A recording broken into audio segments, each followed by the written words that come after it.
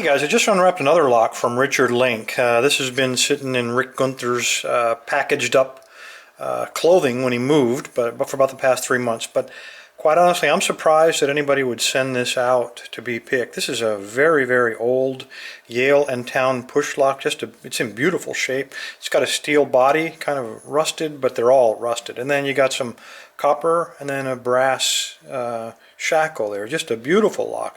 These are unusual because if you try to pick them, you might be tempted, see if I can grab a tension wrench here. You might be tempted to pick this like a traditional lock where you put your tension wrench in the top and then you try to pick it. And what you'll figure out very quickly is that there's no tension on those pins. You can't make any of them bind. And you might become frustrated and say this thing is so old that it's defective. But in fact, this is called a push key lock. It's kind of a unique design. This is the key for it. This is probably not the original key. This is a newer manufacturer. It looks like it's been impressioned, but it does work.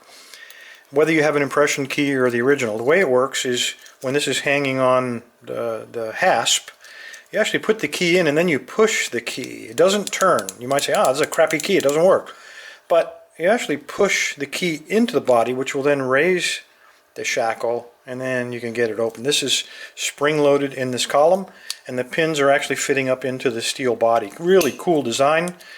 Not super secure because that is made out of copper, so you could easily cut that, but it is a cool lock. So anyway, he asked that we pick it, and I picked these before. Let me show you, get this thing up, get a good angle here. Let me show you how I've had luck getting into these. First of all, you don't clamp up the body of the lock. You clamp up the shackle and then tighten her down. And I may have to back this up a little bit to give you a little bit better angle. Move this out of the way. What I'm going to try to do, you actually have to pull up. The way you put tension on those pins is instead of pulling, because this is not really attached to a chain or a hasp or anything, I'm going to pull up on this body. And the way I'm going to do that, I'm going to stick the screwdriver through here. If I didn't over clamp it, which I did, let me loosen that up just a little bit. Anyway, I'm going to put that in there and I'm going to use my hand, and I'm actually going to be pushing up in that direction. And that will put tension. You can see just a little bit there, putting tension on that core.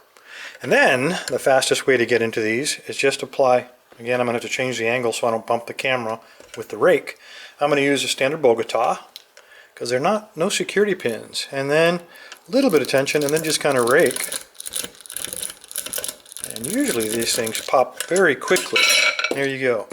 Nothing to it. It's just an unusual design, and this is, you always hear about understand how the mechanism is working before you try to pick it. This is a perfect example of that. These old Yale and Towns, it's an unusual design, and if you don't know how it works, you're going to be very, very frustrated trying to tension that core because it just will not work. Anyway, Richard, thank you for giving me a chance to take a look at this lock. Everybody else, stay safe, stay legal.